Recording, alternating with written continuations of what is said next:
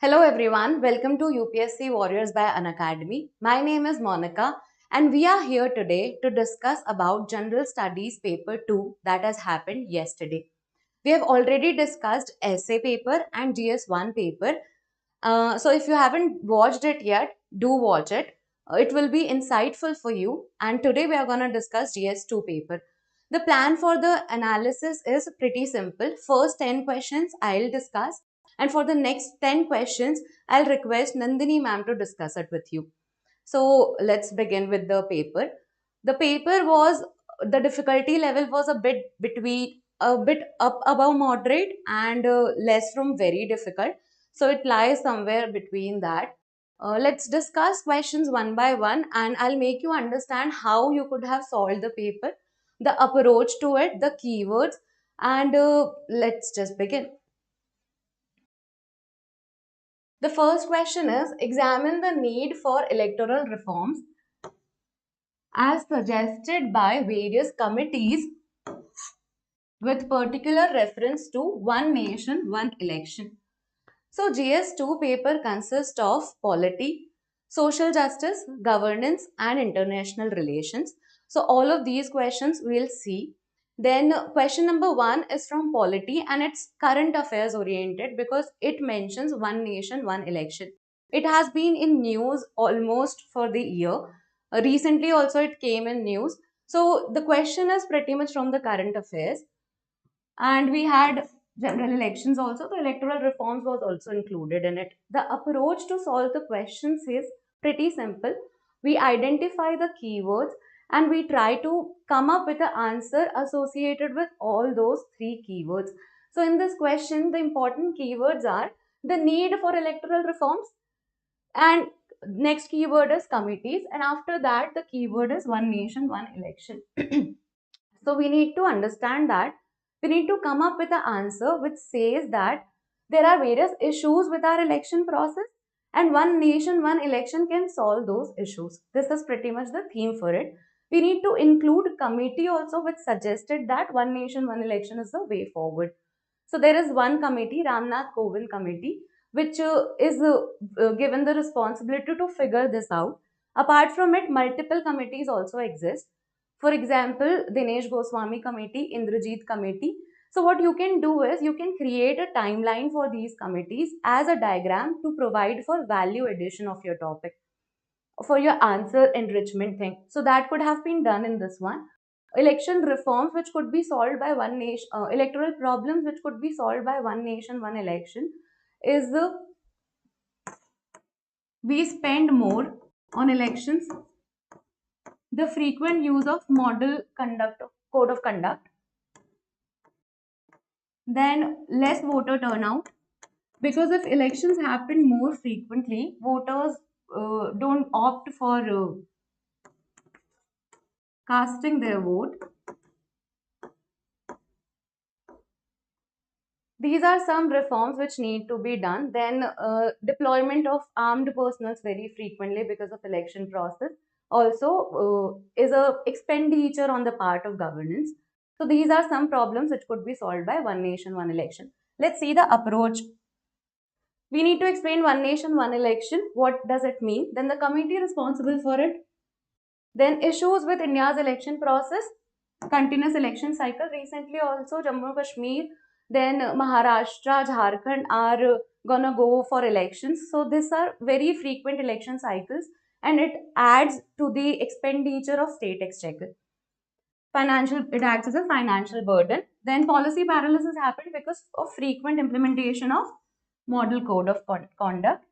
Less voter turnout because of frequent elections. So these problems could be solved through one nation, one election.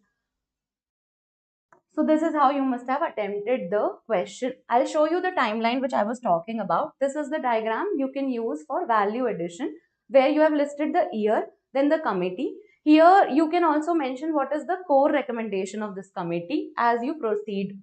And the most recent one is Ramnath Kovind committee. So this is how you could have approached this question. Moving forward, the next question is, explain and distinguish between Lok Adalats. Again, we are identifying the keywords. Arbitration tribunals, We need to explain what these two means and distinguish between them, then identify the differences between them. And there is one pretty straightforward question, that whether they entertain civil as well as criminal cases. So within this distinction, within this difference itself, you can point out that whether they deal with civil or criminal cases or not. So the thumb rule for approaching any difference in mains exam is you need to start with commonalities. What is common between these two? So Lok Adalats and arbitration tribunals both are alternate dispute resolution mechanisms. Both are alternate dispute resolution mechanisms, so that is one commonality between them. And then we can proceed forward with the differences between these two. Lok Adalats are informal in nature. They work on the basis of mutual agreement, where parties come up with an agreement. There is no appeal. So the decision is final and binding. These are some of the core aspects of Lok Adalats, and this is where arbitration tribunal differs, because arbitration tribunals work on the process of conciliation. Then it is more formal as compared to Lok Adalats, and there is an appeal in some cases. So the possibility of appeal also exists. One more difference is they are formed by different acts. So this is how you could have approached. This is the core content for this question. Let me show this difference. So both of them are alternate dispute resolution mechanism. The difference are Lok Adalats are formed under Legal Services Authorities Act, Arbitration Tribunal under Arbitration and Conciliation Act. Lok Adalats focus on mutual agreement where parties come up with a common agreement. Now, the second part of the question could be answered from here. Lok Adalats majorly deal with civil cases, but it handles one criminal case also for check dishonor.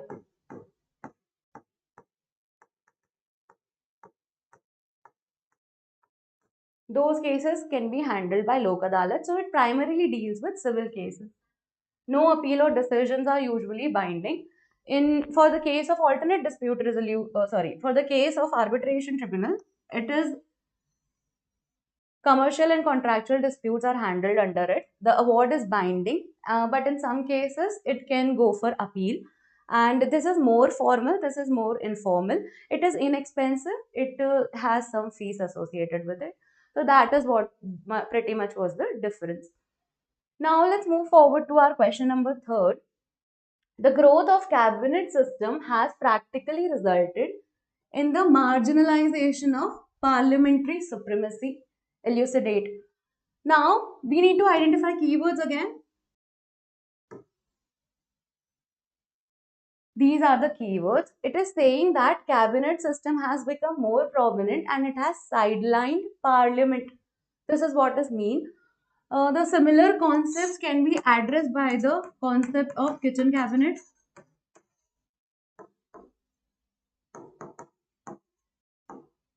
Or PM centric government.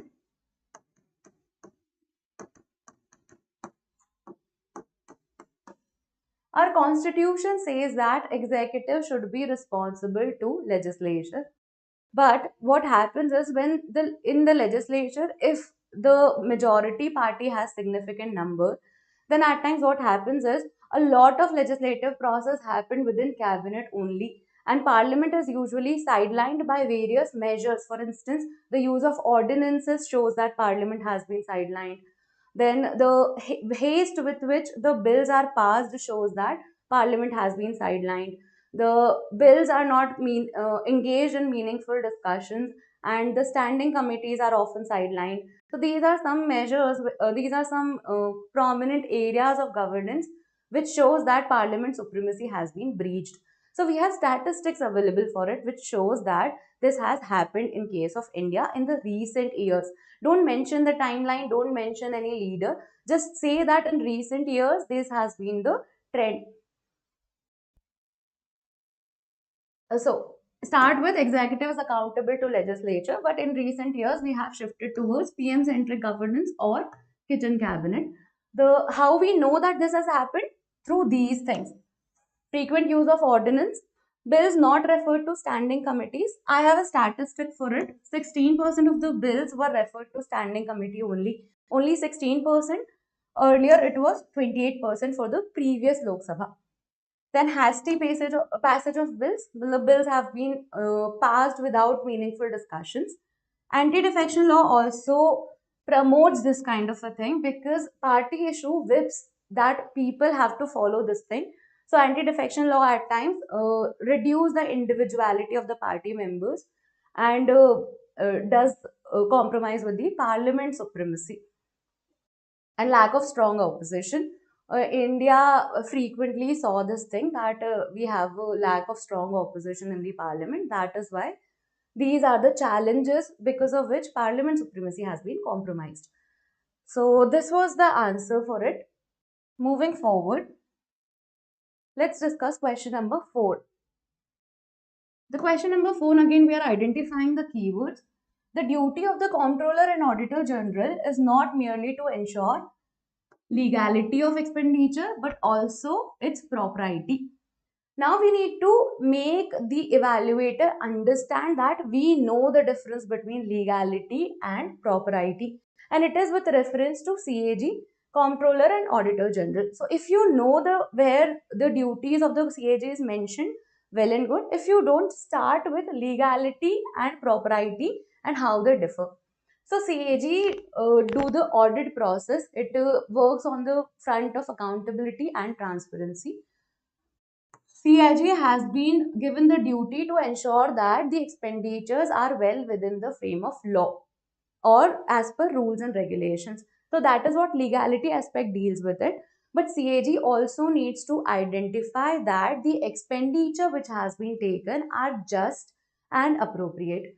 The intent behind these expenditure is to ensure that the beneficiaries receive the benefits out of it. So that is what the difference lies. For instance, take the example of MG Narega. And for example, the parliament has sanctioned 100 crore for this thing. MG Narega scheme is a scheme to promote employment in rural areas and creation of asset. So if parliament has given 100 crores for the scheme, then we need to ensure that this fund, CAG needs to ensure that this fund is appropriated as per the law and has been used under MG Narega only. So this is a legality aspect of it. But for instance, if this fund has been used for creation of asset which is not required at all, for example, if you have created a rainwater harvesting system in a dry area, then this creation of asset is well within the law, but this creation of asset is not justified or the intent here is not right and the beneficiaries wouldn't gain much out of it. So that is what CAG also need to ensure. So legality and propriety we have understood. We'll see that how, now that we know the difference between these two, we'll quote the examples where CAG has fulfilled this function. So the examples were in the news itself that for the case of Ayushman Bharat PM Jan Arogya scheme, the beneficiaries, approx 7.5 lakh beneficiaries had same phone number. That means that these beneficiaries are not genuine. Although on the document it may seem like 7.5 lakh people are beneficiaries, but these are not genuine beneficiaries. So that has been highlighted in the CAG report. For Bharatmala project also, he did the same thing. So we'll start with the definition of legality and propriety. Legality, CAG verifies whether the fund allocated has been spent according to the law.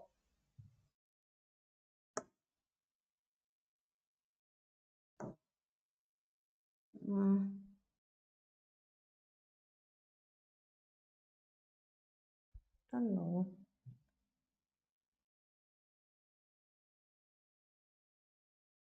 Maybe I need to re-upload this thing.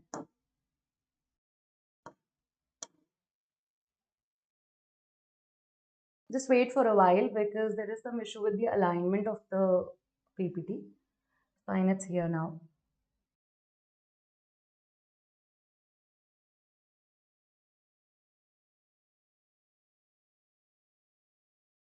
Sorry for that.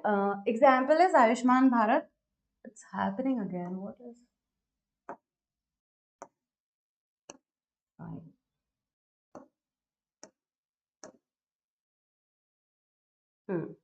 Almost 7.5 lakh beneficiaries were linked to single mobile number. And for Bharatmala also the similar thing happened where bidders elected on the basis of false documents. Bharatmala is a highway construction project where a lot of people bid for the project for tender, and there he noticed that the bidder was selected on the basis of false documents.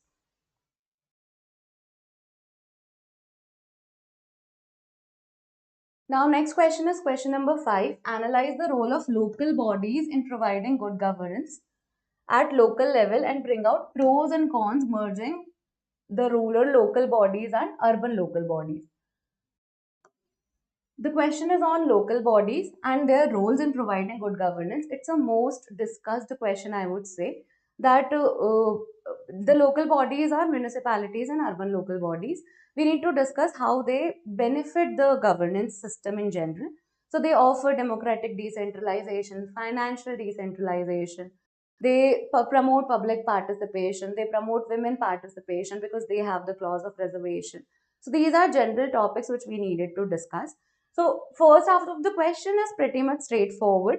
The next half of the question talks about pros and cons of merging rural local bodies and urban local bodies. So the pros and cons of these things are there. What happens in India is, or in general, the process of urbanization includes that the rural areas around the urban center also develops the characteristic of urban center itself. The major difference between rural area and urban area is the type of economy they have. For urban areas, it is more towards secondary and tertiary sector. For rural areas, the type of economy is usually agrarian. But what happens when urban centers grow, urban agglomerates form, or the process of suburbanization happens, where rural areas adjacent to urban areas develop the characteristic of urban areas only. Their economy change, they tend towards more manufacturing sector or service sector. So we need to discuss that in this case. What will be the pros and cons? So pros will be the uniform governance will help the economy to grow of rural areas as well. The con will be it may lead to urban dominance, and the rural areas might change their character forever. And this was the debate around it. Let's discuss this thing. You can mention part or the constitutional amendment which talks about local bodies. Then role of local bodies and good governance can be discussed. So these are pretty much very much discussed points. You can talk about example where governance has been improved because of participation of local bodies. Swachh Bharat mission I have written, and there is one more mission, Amrit scheme, which I have written over here. Then pros of merging rural and local bodies and cons of merging rural and local bodies. The pros are integrated urban rural development because of the similar characteristic which they have gone in they have achieved in the recent years. This can be done. It can counter regional disparity. The schemes or the infrastructure development that happens for urban areas can also happen for rural areas, so it can help us counter regional disparity. It can promote economic synergy. The cons of this thing is it is one size fit for all approach, where you think that rural and urban areas have similar demands, but it may not always be the case. And it can lead to urban dominance. The urban areas might bully or might change the characteristics or alter the social stratification of rural areas. So these were the concerns which needs to be highlighted in this question. Next question is, public charitable trusts have the potential to make India's development more inclusive as they relate to certain vital public issues. Now, this is a very simple question. If you know the difference or if you know the meaning of the word public charitable trust, what is public charitable trust? You start with that. It is an organization or an entity which caters to the needs of public. It has a very specific aim. Example of public charitable trust is PM Cares. It works, this public charitable trust can work on various sectors. It can work for education, women empowerment, rural development, other social issues which exist in the society, all of it can work for. So you start with public charitable trust, and then you mention example, and then you tell them that it is very crucial to deal with public issues. The concept can be borrowed from role of civil society. Role of civil society has what civil society offers in the society in general can be talked about under this head. So you can borrow the content from there also. Start with definition of public charitable trust, give example, and then you mention about the importance of civil society in India itself. So that is what the answer for this question. You define public charitable trust, then you talk about the various sectors which can be benefited from this public charitable trust, and then you clearly talk about what will be the importance of this institute in dealing with the issues associated. So that was the answer to this one. Now moving forward to the next question. Poverty and malnutrition create a vicious cycle adversely affecting human capital formation. What steps can be taken to break the cycle? Now, it mentions poverty and malnutrition. So, the question talks about interlinkages between these two problems.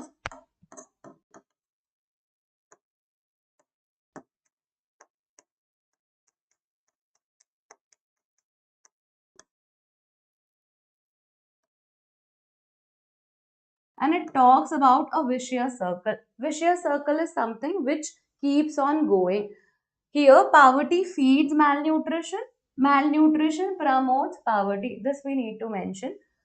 How it happens, you can show it in a diagram. What poverty does is poverty creates food insecurity.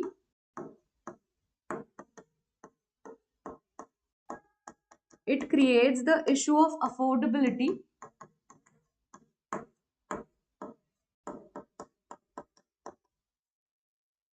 It creates the problem of lack of diversification of diet.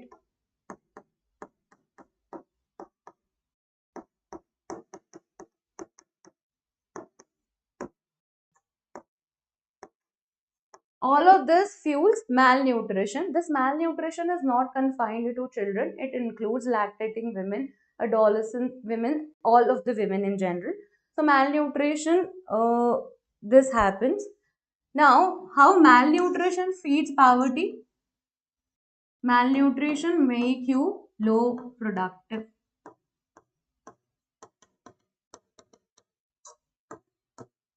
Low productivity can lead to absence from workplace. Low productivity can also hamper your education. Poor health also can hamper your education, because of which your life chances decrease, and you stuck in the endless loop of poverty. So this is what vicious circle means, that there is no escape out of it. So poverty and malnutrition fuel each other. The first of the half of the question could have been answered with this diagram. Next is, what steps can be taken to break this cycle? What we need to do? Now we need to elaborate in this one is poverty is a multi-dimensional problem. A lot of things fuel poverty.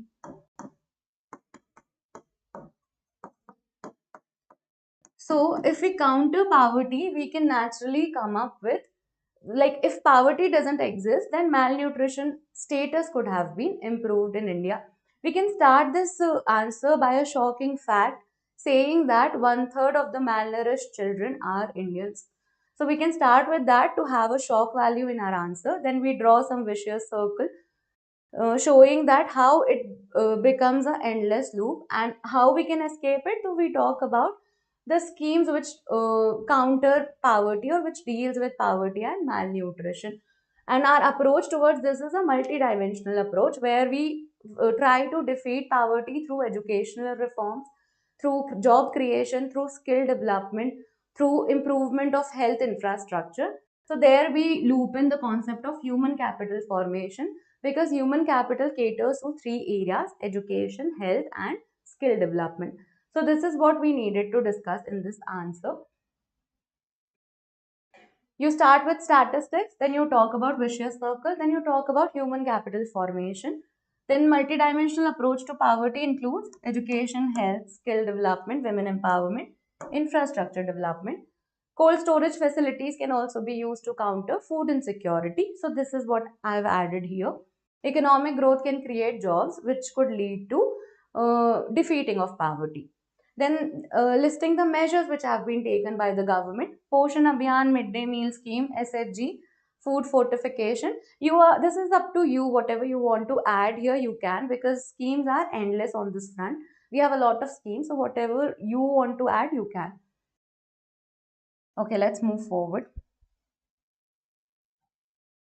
Moving forward to question number 8, the doctrine of democratic governance makes it necessary that the public perception of integrity and commitment of civil servants become absolutely positive. Now it talks about doctrine of democratic governance and the role of civil servants within it. The doctrine of democratic governance focus on accountability, transparency, and some additional characteristics which we want to have in our governance system. And civil servants are the pillars for ensuring that. This is what the question wants us to answer. Let's look at the approach with which we could have solved this question. The doctrine of democratic governance emphasizes on accountability, transparency, and public trust in the governance. Civil servants are the face of the governance in India or in general everywhere. So they need to they need to work with integrity and transparency to ensure that people have faith in this government structure. So civil servants are responsible for implementation of laws and policies. They act as a bridge between government and citizens. So these are the things because of which they are called as the pillars of the face of the governance system. The issues with this is the issues with why the citizens are don't have the trust in the civil servants is because of corruption, obviously.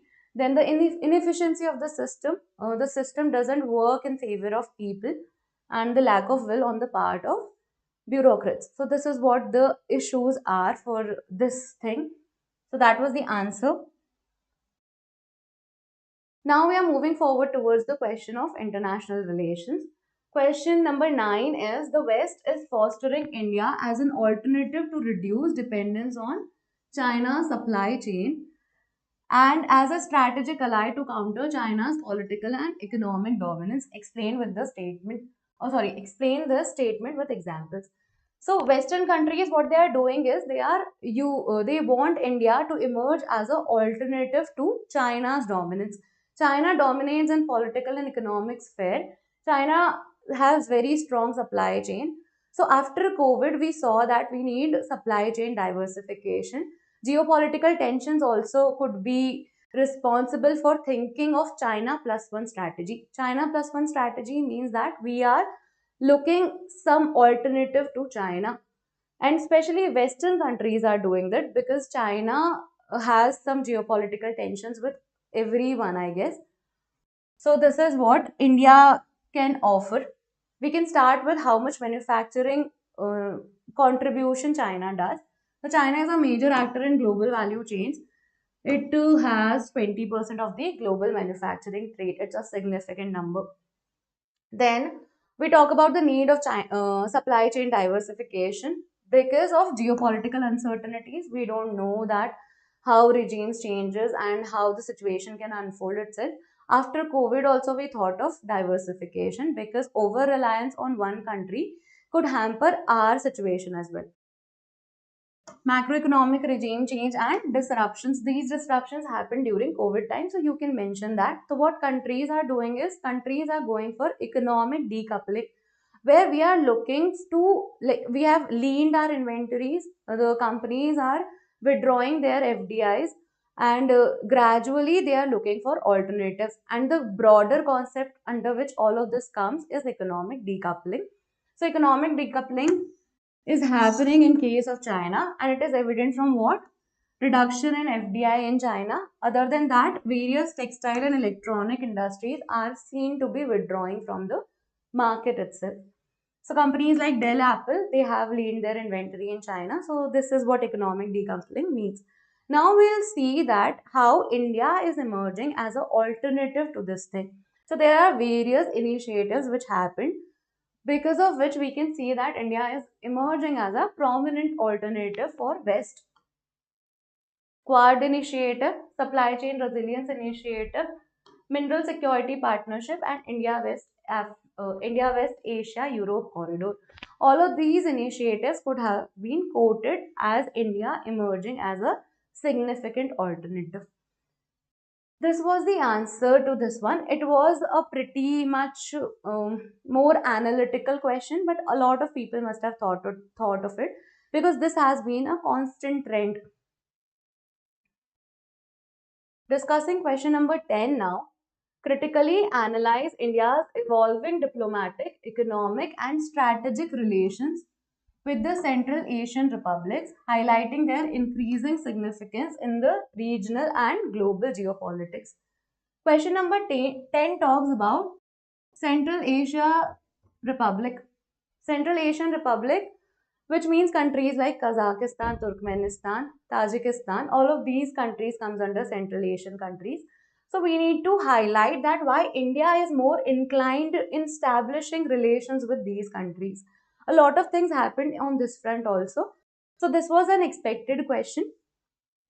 We need to understand the importance of Central Asian republics with respect to India. So the importance is this region is resource rich. This region is strategically placed between East and West. So this region offers a lot of opportunities to India. So that's why everyone is interested. Also, this region has seeing global competition across the sectors. So also India's interest inclined towards it.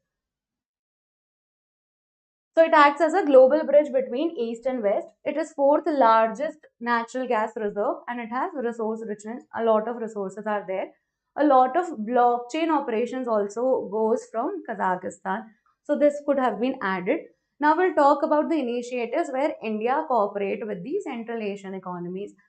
SCO is one, Shanghai Cooperation Organization, then Connect Central Asia, India Central Asia Summit. These are some initiatives which could have been listed. Then our focus here is on 4 C's. We want to build commerce, capacity building, connectivity, and contact with Central Asian economies so that we could have a better diplomatic and economic relations with these nations. With this, my part is over, but I request Nandini ma'am to take over to discuss the rest of the question paper with you. So stay tuned.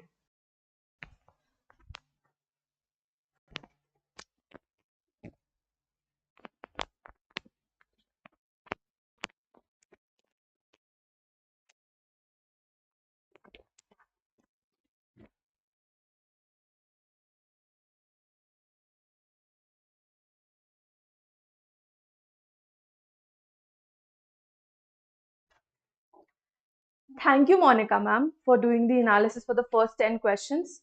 Hello, warriors. I am Nandini and I'll be continuing the discussion henceforth from question number 11 to question number 20. I'll be dealing with all of it in its entirety. We'll be discussing questions of social justice, international relation, and polity as such. And I'll make sure that I tend to give the structure, and we also discuss about the basic legislation and the legality aspect also, because it is very important when we write the polity or GS paper 2 per se. It is very important to quote certain facts, certain judgments, because that's what make your answer stand out. So without further ado, I would quickly like to begin, wherein we'll start with question number 11 that talks about the aims and objectives of the recently passed and enforced Public Examination Prevention of Unfair Means Act 2024. We'll be introducing the answer while discussing the first part of this question. And then with respect to this particular act, we'll be dealing with the second part of the question, which is whether University State Education Board examination 2 are covered under the act. So the commission has pretty straightforwardly put this question up to us, and it does not require a lot of analysis as such. What it wants is that we should just answer the question as such and relate it to the second part of it. It does not go along the lines of a lot of interpretations. Cool. if we'll quickly understand what this act is about, then we need to understand that initially we need to introduce to the examiner that we know about the public examination thing.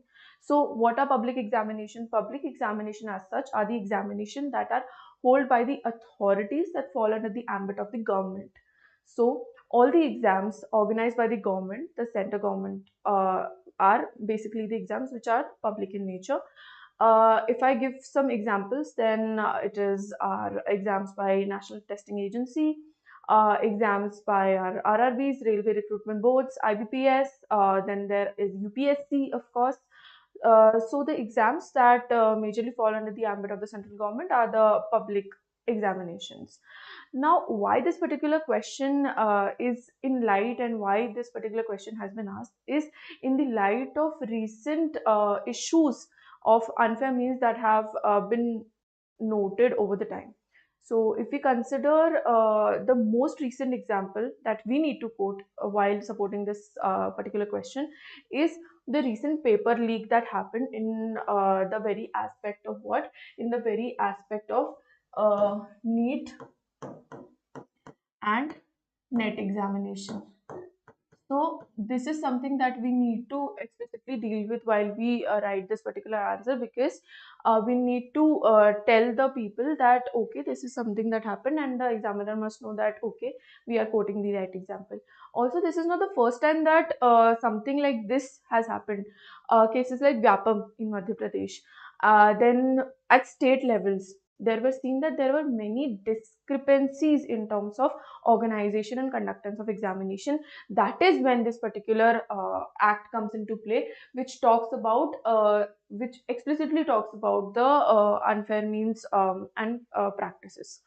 That comes while we address to the very objective of the public examination or examinations per se. Now, post we are done introducing, we need to talk about the aims and objectives of this act, because act is something that is being asked to us. So the aims and objectives of this particular act is prevention of leaks, combat cheating, malpractices, tight security in exam halls, strict penalties, accountability of service provider, National Technical Committee on Public Examination is something which is why like this particular act has come into play. Now, if we quickly understand as to what, then we need to understand the very essence of the organization of the examination. So we see whenever an examination is as such organized, what happens is the question paper is made, the answer key is made, then it is sent to certain intermediaries or the middlemen, and these people are the ones who are basically responsible for the organization of the examination. And that's where the issue arises. It is seen that most of the unfair practices, whether it is in terms of paper leak, whether it is in terms of the answer key leak, whether it is in terms of facilitating malpractices such as cheating within the center, all of it comes when the intermediary comes into play. When the stakeholders are a lot, that's when the problem arises, which is why this particular act has been enforced recently.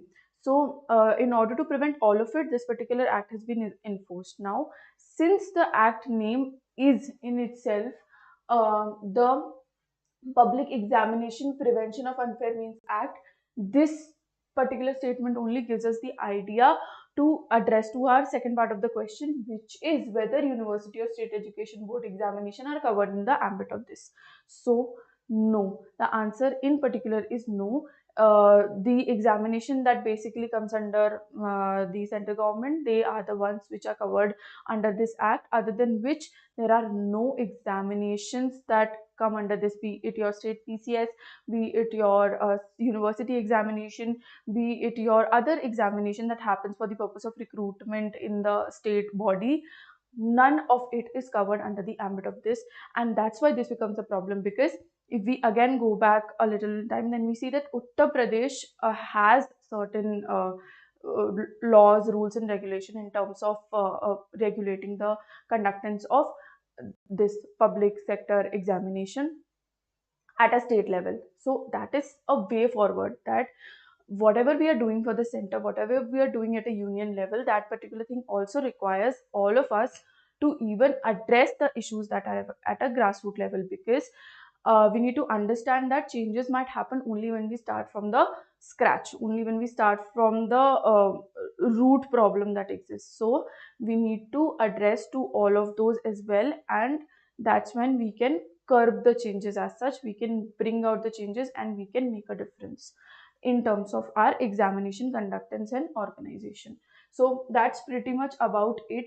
And all of like this entire process also involves certain concerns that are related to the act, which we need to discuss, because we see that the state discretion, sanction loopholes, and unclear committee details are certain points that are not being addressed, because the act is just now implemented. So there is a little bit hazy lines that are being followed, which also needs to be fixed.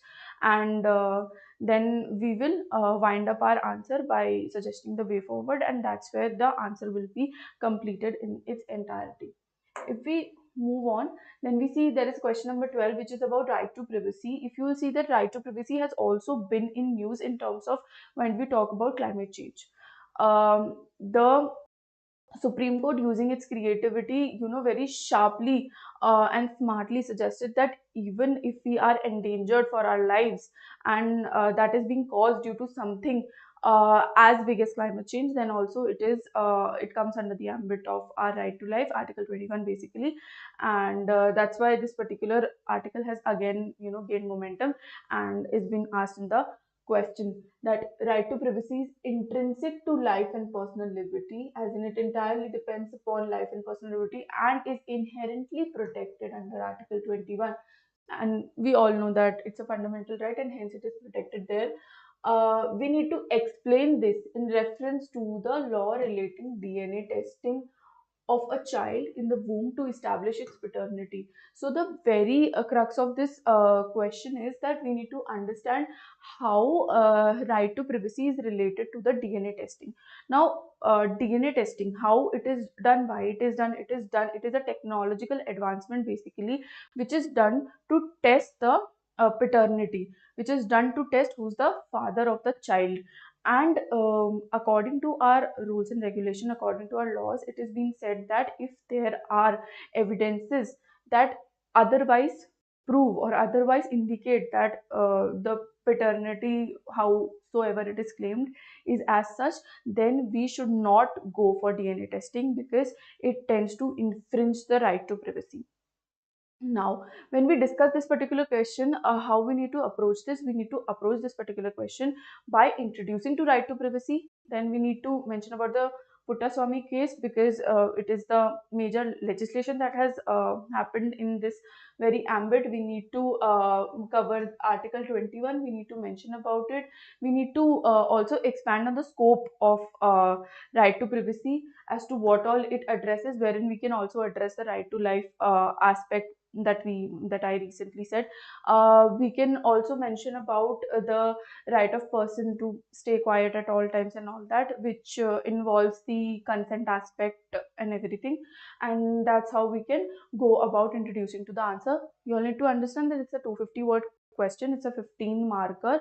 Hence, we can be a little bit, elaborative in terms of comprehending the idea and writing up the answer as such.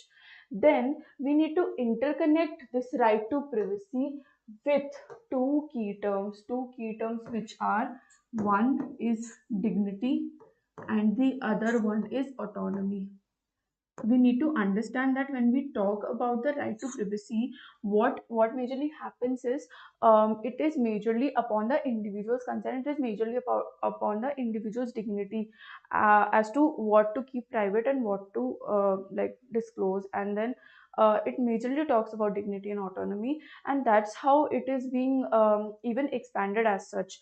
There was a 9-judge bench, I believe, which with the proposition of 9-0 supported that right to privacy is something that must be a fundamental right as such. And it also interpreted this particular right in reference to the preamble. So the preamble has the mention of dignity and autonomy, preamble has the mention of liberty as such, which is why this particular article is made a fundamental right. It is made something that is fundamental to a person's being, that should stay as such. And that's how we connect it to dignity and autonomy, by mentioning it about, by mentioning about the preamble. So that's how we are going to approach this particular question. Post which we'll be talking about the state's role and restriction that in particular happen in terms of right to privacy, wherein we'll be talking about the issues that are not normal as such. Suppose emergency, then if there is certain elections that are happening, then all of it will come under the ambit of restriction, and we'll be speaking about it as to how this particular right is majorly impacted due to all of it. And then we'll be quoting this particular case from Mani Prasad Jina versus Odisha State, which says that right to privacy is not over and above any other right. If a person wants to practice profess, then of course that person is allowed to do as such, and protect his or her rights. And then finally we'll be talking about this DNA testing in the second part of our answer, wherein we'll establish that the DNA testing must have the consent of the person whosoever is being tested, or if in case it's a minor, then the say of the parent must be taken. Also in the ambit of DNA testing, in the relevance of DNA testing, it was also said that the womb testing, basically, that if the mother, if the to be mother denies that okay, I don't want to have, like, I don't want to get tested on the lines of paternity, and I refuse to participate in this process, then again that would be upheld, and nobody would be allowed to violate the rights or the right to privacy of this particular being, this particular individual. Also under the ambit of this particular testing only, while we talk about the constitutional aspect, then it has also been said that even the disclosure is not allowed. So whenever the testing is done without the consent of the woman, disclosing the name or identity is also not allowed. So that's like protecting the integrity of the person as such. And that's why this particular question becomes very relevant, wherein we relate the right to privacy with personal liberty, right to life, and we discussed the reference with reference to the DNA testing, and intendedly we in turn justify and conclude that yes, right to privacy is intrinsic to life and personal liberty, and it has to deal with both the aspects as such, since it is guaranteed under Article 21. And then we'll conclude by giving this example, that if the woman says no, if the person says no, then of course. And also it is very important to mention the aspect that I mentioned, that if there are evidences that are present otherwise, then of course those are to be used, and this particular testing is not to be done. Because like this particular question becomes relevant because it also came into being that there were people who were getting DNA testing done just because they wanted to see if their partner is cheating on them or not. So that is something which is like very inhuman to do, and also like very stupid to waste time on. And hence the ambit of this particular act, this particular law was clearly defined that in this case this particular thing will happen, and that's how we are going to approach this also. If we go on the next question, then we see what changes has the union government recently introduced in the domain of center-state relation. Center-state relation become very important because that's directly federalism that we are being asked for. Then suggest the measures to be adopted to build the trust between center and state and for strengthening federalism. As I said, that it directly relates to the concept of federalism. Hence, we need to address this particular question by introducing to the term at the very first level. So what are the changes that basically has the government has introduced? So we'll talk about that, about the center state relation in the introduction, how they are. Then we'll be introducing that okay, because of cooperation and coordination between the two, we have certain policy implementation, we have certain changes that are being done. The changes that are basically being done and are the events of cooperations as such, are the implementation of new education policy, the PM Gati Shakti plan, One Nation, One Ration Card, COVID-19 vaccine drive. You will see that all of this was implemented at a union level. But when we understand the entirety of this question, then we see that all of this, since it required the people to work at a grassroots level, it required the people to like start from the scratch, as I say. They integrated the state, they took their say, and they made them important stakeholders just so a larger change could be made.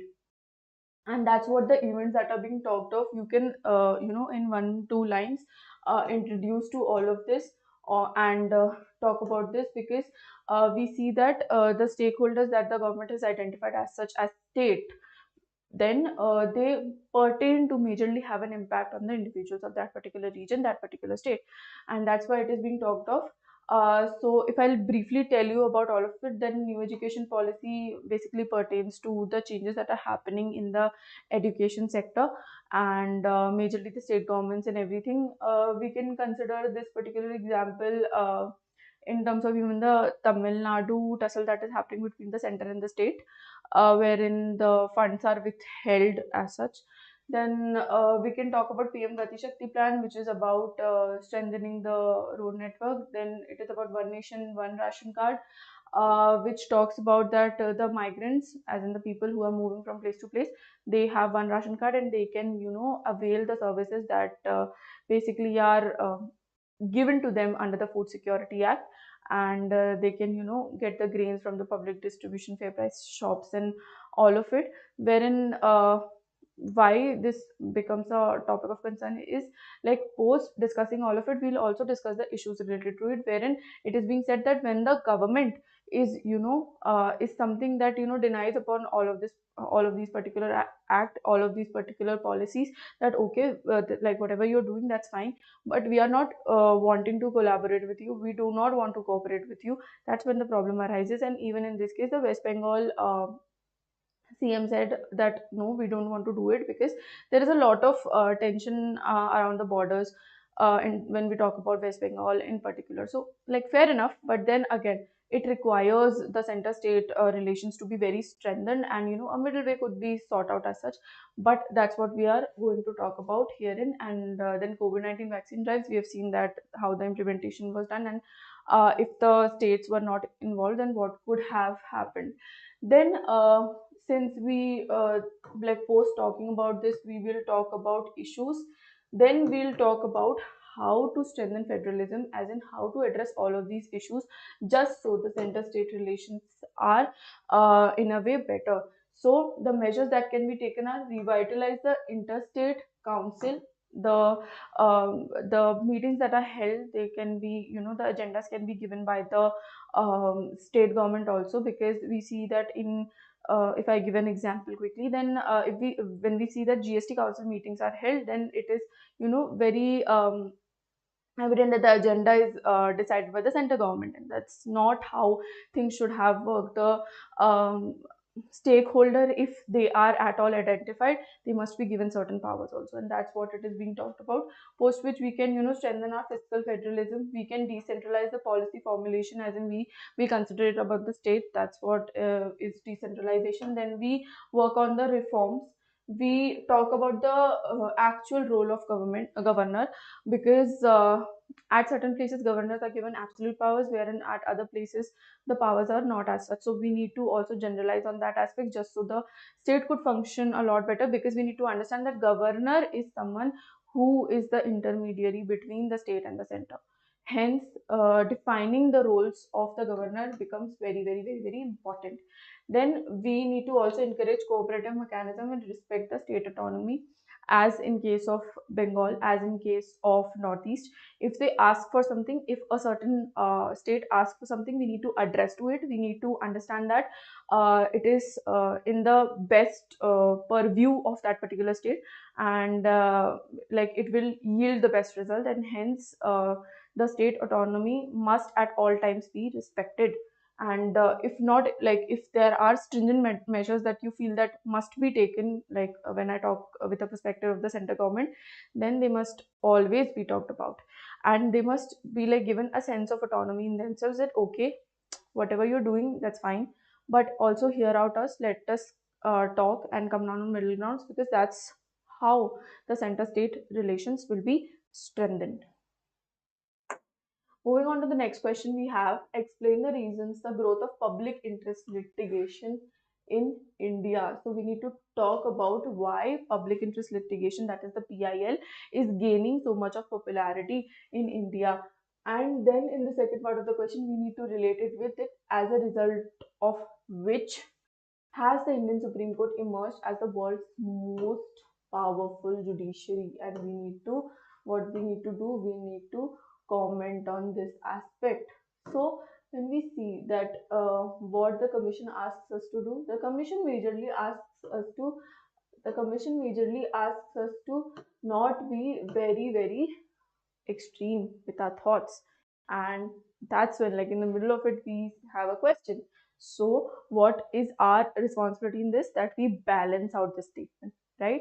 And that's what is being tested herein. So how we'll start with the question by introducing to the public interest litigation. We'll tell that this is basically the approaches, basically the requests that are made in the common good, and like in terms of directly the Supreme Court can be reached in these terms. And that's what the change has been driven, because initially it was not such.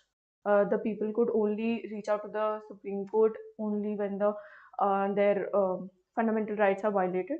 But now anyone and everyone can, write a PIL, address a issue, and then get that particular issue addressed. And that's why we see that this particular notion has gaining a lot of popularity, also because it does not require a lot of judicial or a lot of bureaucratic mediocre, as in whatever the middleman does. It does not require a lot of technicalities and infrastructure as such. What it requires just a person to file a plea that such and such thing is happening, and it is not in the larger good, or say even if it is for an individual, then it is bothering me for such and such reason, and hence I feel that other people should not be impacted due to it. And at the same time, address this particular issue, just so we can have certain legislation, we can talk about this particular thing. And that's why public interest litigations were made. Now, since this particular question has asked us about the reasons for the growth, then we see reasons for the growth is judicial activism, bona fide, socioeconomic conditions, then there is environmental guidelines, lack of law, certain tech, judicial literacy, dilution of local standard. So just because the entire process is eased out as such, this particular litigation, this particular instrument has gained a lot of popularity over the time, because the people are, given the voice that they need to address certain issues. Mostly we'll see that in the ambit of PIL, we see that there are cases that address to majority of the social issues and environmental issues as well, that are being addressed by the people, just so changes could be brought about. A majority of which that can be quoted in this particular question is the Vishakha guidelines, which talks about the safety at the workplace, and that was also a resultant of PIL only. And then there are certain environmental laws that are also being made, and that's pretty much about it. We can quote examples of all the PILs that has majorly driven the change, and that's when we can, start up with the body of this particular question. Then what we can do is we can slowly transition to the second part of our question, wherein we relate this entire thing with the Supreme Court emergence of the power, because it's the Supreme Court that has the say, that has the final say in this particular thing. And then we need to compare this particular aspect with certain other countries, just so we can comment on the statement that is being made here. So what will happen, because if it is that due to PIL, the Supreme Court have become very reachable. They have now the authority. The PIL model studies are, also used by other countries, and then the system of checks and balances has increased the ambit of this particular case. Then it is becoming, because of the literacy, because of the education, it is becoming very evident and very easy for the people to access the court. And that's how the idea of judiciary has been in our country, and that's how it is strengthened. Also to note that we see that judiciaries something that cannot be overruled in our country. Hence, we comment on the power aspect of this particular question, addressing to the power of judiciary. Then we see like this entire thing we need to address in terms of public interest litigation only, wherein we can mark the impact by quoting PILs that have made a change, as I said earlier. Then we need to also talk about how it does not make the Supreme Court most powerful. We need to also talk about this aspect, and then we see that there is a lack of follow up, there is jurisdictional constraints, and there is high caseload. So already the number of judges is so low. Then there are people filing PILs every now and then. That's when the problem arises that okay, this is becoming very problematic, and hence the Supreme Court takes a step back, and that's where it is weakened a bit. And that's a point that we need to mention. Also, when we quote this particular point, then we can also talk about the US federal laws, wherein what happened was there was a law related to abortion, wherein this particular topic came up. This particular law was reversed by Trump, and this was again made to a state law. So this particular question like can be concluded with this example that nothing of this sort happens in our country. If there is something that is happening, if there is any particular thing that is being concerning, then what happens is that the Supreme Court makes the law out of it, and no state has the authority to undo it. That's why we can say that the our judiciary is the world's most powerful judiciary. However, if we talk about in terms of PIL, there are certain limitations. So in turn we can conclude saying ki of course all of this happens, and like whatever is happening we do identify with it, but at the same time we also need to understand that it is one of the world's most powerful judiciary, because such and such things happen in other country. That's how our answer is balanced. We also agree to what the question asks us, and we have addressed to the question in its entirety. Then next question, discuss India as a secular state and compare with the secular principles of the US Constitution. So herein they have directly asked us to draw a comparison. How we'll start with the question? We'll start with introducing to secularism, very easy.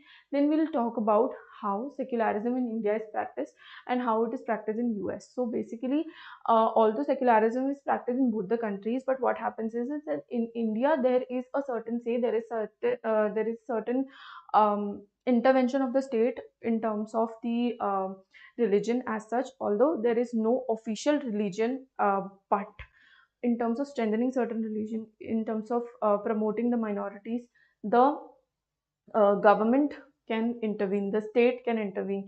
Herein the state means the government, we are not talking about the state in specific. So the state can intervene and take certain steps, measures in order to promote the religion.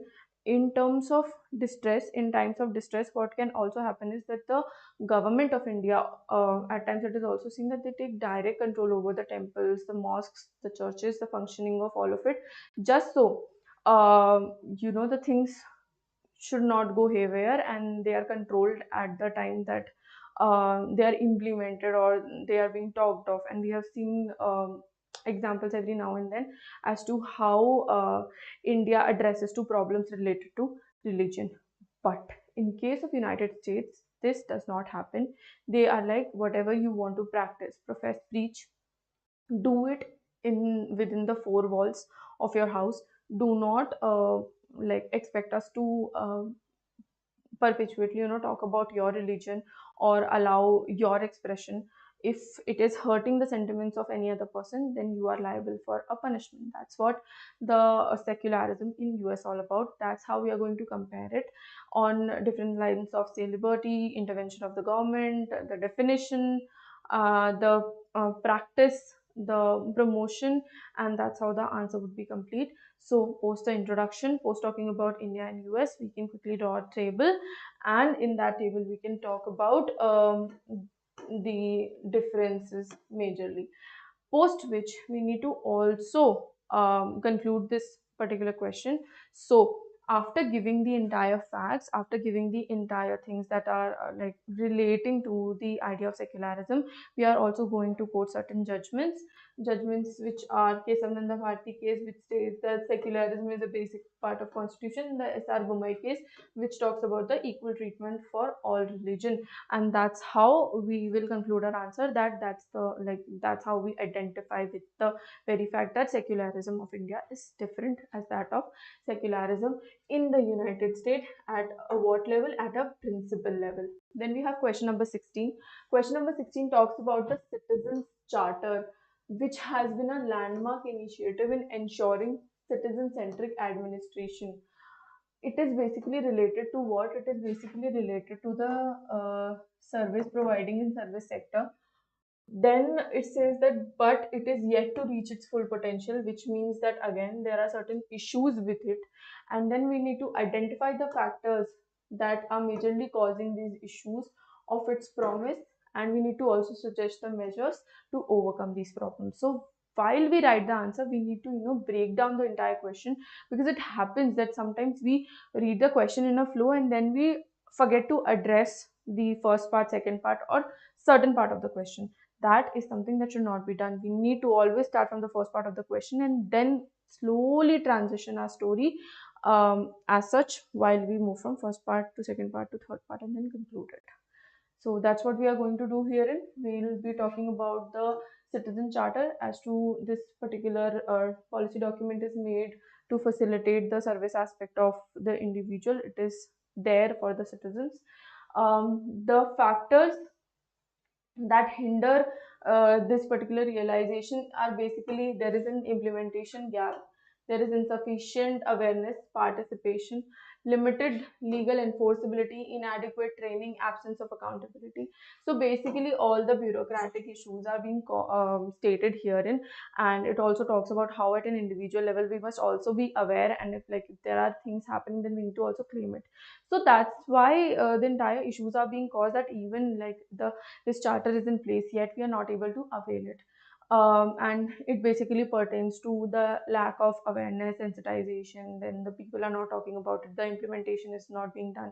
The charter just exists, and no work is being taken on, and all of those are the issues related to it. Basically all the issues that pertains to talk about any policy legislation not being in place will be the same here. And like these can be taken up as a foundation as to if we have any other policy related question that is asking us for issues, then these similar points can be used. Cool. Then how can we address it, how can we overcome these challenges? Then absolutely opposite things that we need to write. Whatever we are mentioning in the issues, we need to reverse it, and that will become our measures. That's what I have written herein, that we need to increase public awareness. There is no one size fits all approach, as in you cannot majorly talk about, you cannot just generalize the policies as such. Then training and capacity building must be done. Training and capacity building is must be done, because the implementation gap is because people do not people are not aware about the certain aspects, then people do not know how to implement certain things. That's where the entire policy is lacking, that okay, things are being made, stakeholders are identified, work is being allocated, but the people who are allocated the work, they don't know how to do the work and go about it. That's why training and capacity building is something that must also be focused upon. Then there is strengthening of accountability.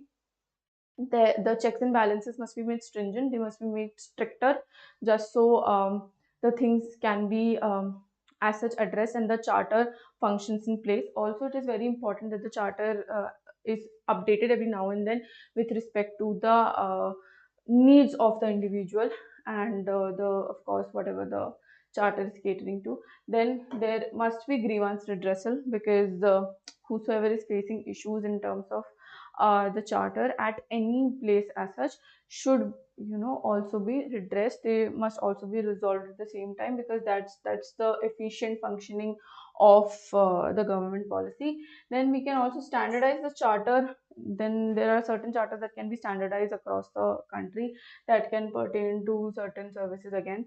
Then we need to, as I said, regularly update the charters, and the civil society must be involved in this. Just so, again, civil society, NGOs, NPOs, they all come into play while we want to work at the root level, while we want to work from the smallest stakeholder that is being identified. So that's about this question. We like are done with the measures, and we conclude that that's how we can um, address to the charter. That's how things can be benefited. That's how the beneficiaries could be addressed, and that's it. That's pretty direct question.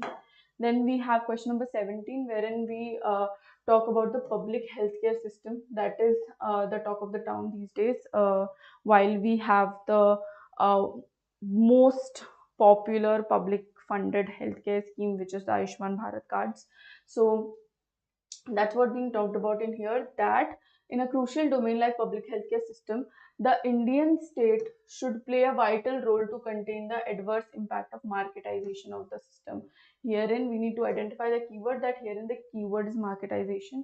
Then we have the second part of the question, wherein it is asking us to suggest measures through which the state can enhance the reach of public health at grassroots level. So you see, whatever the questions are being asked here in which relate to the aspect of social justice, we see that the majority of the things that are being talked of are on the grassroots level, because the state, the government, the center, the country wants to address the issues from the grassroots level, wants to address that the changes must be driven not at a level wherein they are just visible, but at a level wherein they are addressed to and are also dealt with. Because it is very important that if there are issues, if there are things that are bothering the people, they must be addressed from the below strata. It should not be that we have just the visibility as such, and the ground reality is something else. That should not be the case, especially in a country like ours, which has so much diversity and is developing at the same time. So, while we address to this question, we'll quickly introduce to the marketization of healthcare. We'll see that how healthcare these days is nothing but just something that is profit based. Because, like, when we consider the statistics, we see that for close to 81% doctors, there are just private clinics that are happening. Now, herein we can also mention why marketization is something that we are focusing on. So the pros and cons both are to be mentioned. So in terms of pros, we can talk about that the functionality is better, the service providing is better, although costly, but like it tends to deal with the aspect. At the same time, like using all of this, we'll mention the cons, that it is like something which is not. I'll give you very key three keywords that can be used in this particular question. So it is not accessible. My bad. It is not accessible, it is not affordable, it is not available. And that's how we are going to talk. The entire question can be talked on these 3 points, and we'll be done and dusted with this particular question. As in, when these three things are not happening, that's where we are failing as a government, and that's how we can address to this question. Now, how can we what measures can we suggest? The measures that can be suggest is strengthening the public healthcare system, increasing the expenditure. We can how the public healthcare systems can be strengthened. They can be strengthened by the doctors being incentivized to go to the rural places, because we see that the doctors who are posted in the rural places, they majorly start with a private practice in the cities, that is the most nearest one, and then just make regular visit as such. So we need to address to the issues of the doctors as well. That's how we can strengthen. We need to increase the expenditure, because it is not always necessary and also feasible, that the person will be able to access the district hospital or the city hospital at a quicker rate, because they are at a distance. So we need to make the public healthcare system at the grassroots level also accessible, affordable, and also manageable, just so everything is provided, at least the first aid is done. Because we see that in a country like ours, when the researches were done, when the studies were done, it was seen that people are not there. Forget people, there are instruments that are not there. Then there is just hoarding that is being hanged, wherein a nurse is working as a doctor, as someone who provides the healthcare facility. So that is something that we are lacking on. That is something that we need to address to, and hence this particular question becomes very relevant in the present times. So that's how we can do. Also, as we see that marketization is something that is also, we just quoted the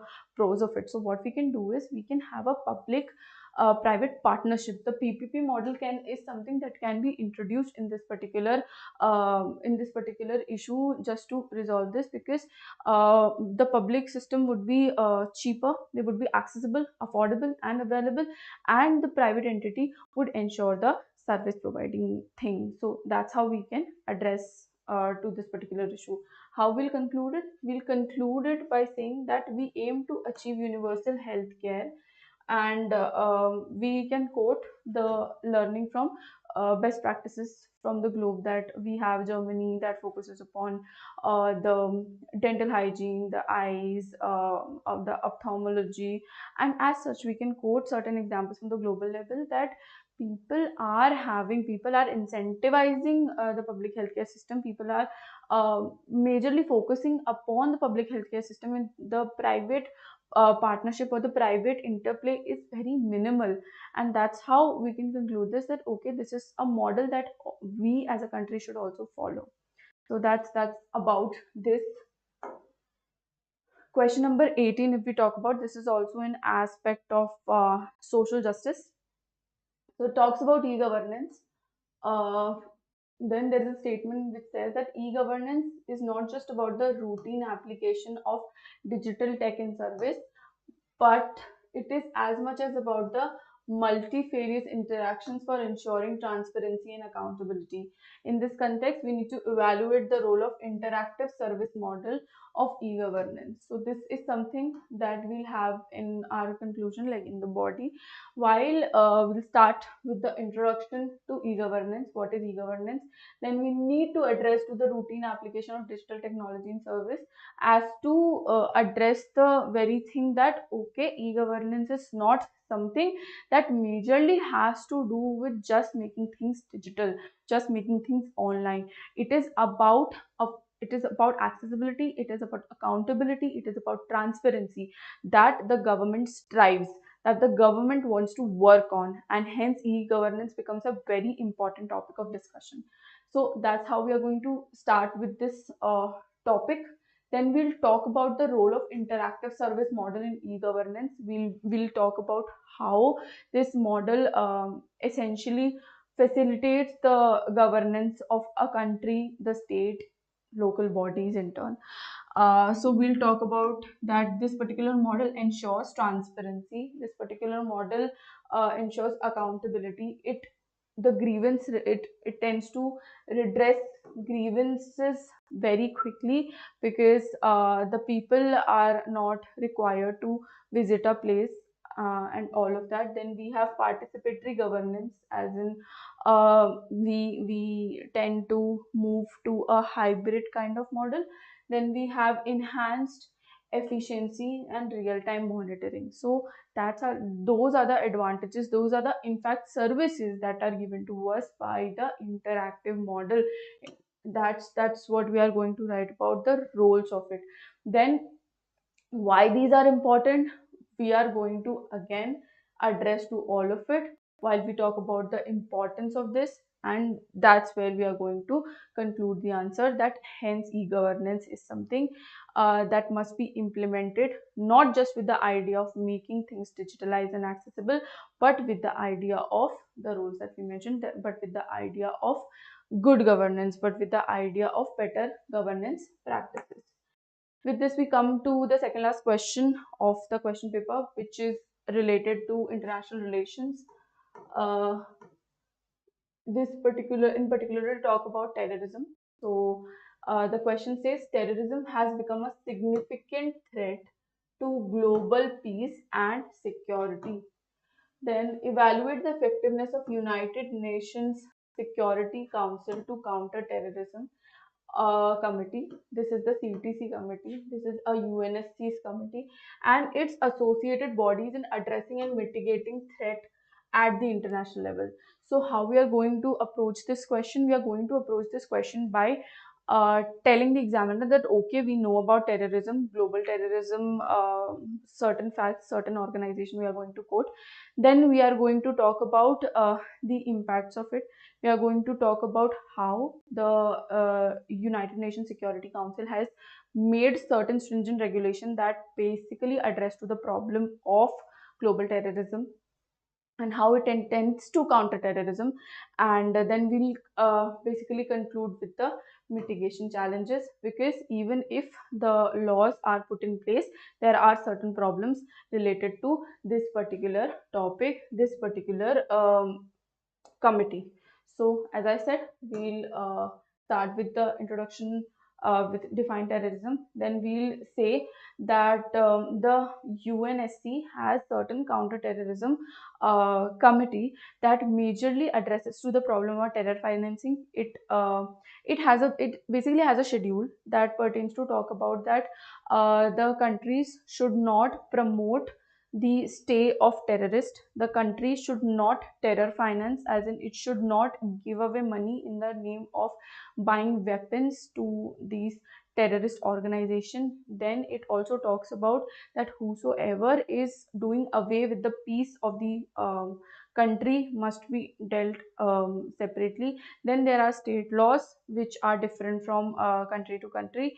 So all of it comes under the ambit of UNSC, as it is the UNSC's schedule guidelines, and these schedule guidelines are mentioned nowhere but in the counterterrorism committee.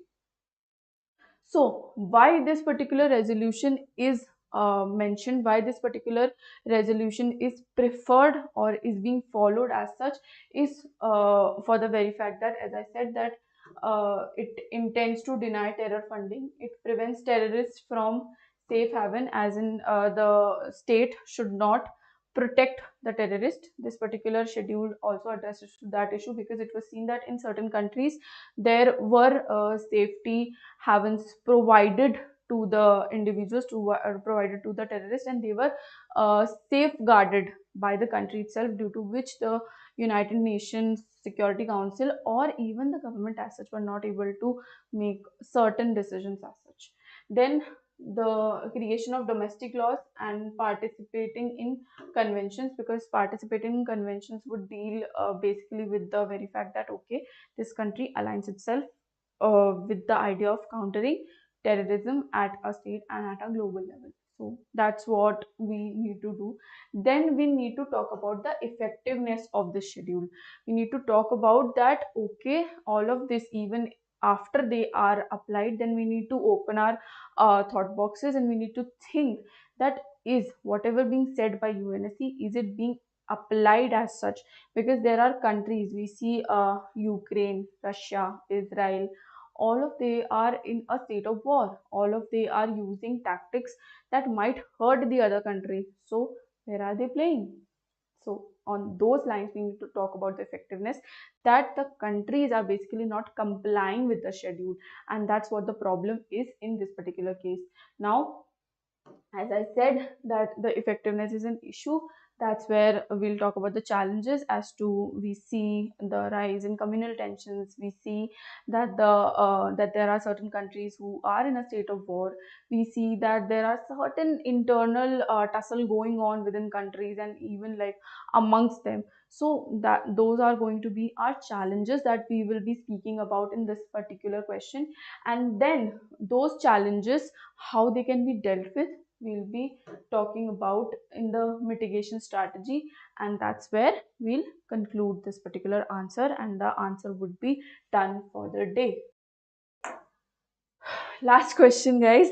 So last question is about discuss the geopolitical and geostrategic importance of Maldives for India with a focus on global trade and energy flow. We need to understand that you all might have a lot of information and input in terms of the relation of Maldives and India. We have been reading a lot about it, but then we need to restrict ourselves to the keywords, which is we need to only focus on global trade and energy flow.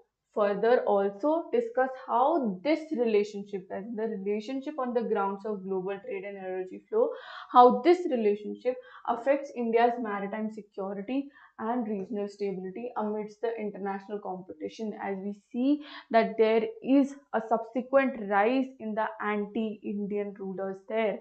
Earlier, the situation was different. Now the situation is different, but that's what we are going to address it today in this question. So we'll start with the geopolitical importance of Maldives. In what all aspects we'll be talking about: in the aspects of trading, anti-piracy, naval missions, the special economic zones. So while we speak of it, what we can do is we'll first talk a little bit about the India and Maldives relation. Then we'll quickly make a map of Maldives, and we'll make sure that this map is made whilst it is surrounded by the Indian Ocean, so that it can be identified. Like the very important topic that will fetch you good marks in this particular question is that Maldives is at the heart of Indian Ocean. That's what we need to signify.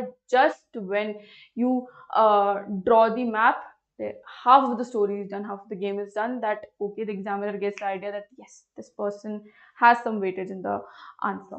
So that will create a element that will create a sort of interest in your answer. The examiner would be likely to have it, because herein we are talking about the geopolitics and geostrategic strategy. And while we talk about geopolitics and geostrategy, it is again very, very important that we draw maps, because it is the geographical aspect that we are dealing with while comparing that particular thing with other aspects, for this case the politics and strategy.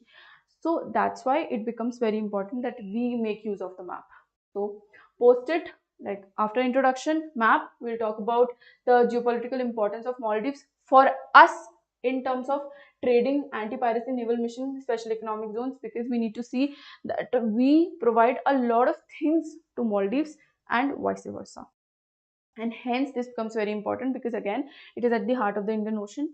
Most of the trades can go along these lines. It can go along the routes that majorly has Maldives in the middle, and we have had relations as such with Maldives that majorly dealt with the idea of having the significance of this particular country. But over the time it was seen that the government that was being formed was anti-Indian in nature. What they used to do, they used to, even today, they are more complying with the neighbors, they're more complying with the Chinese ideology.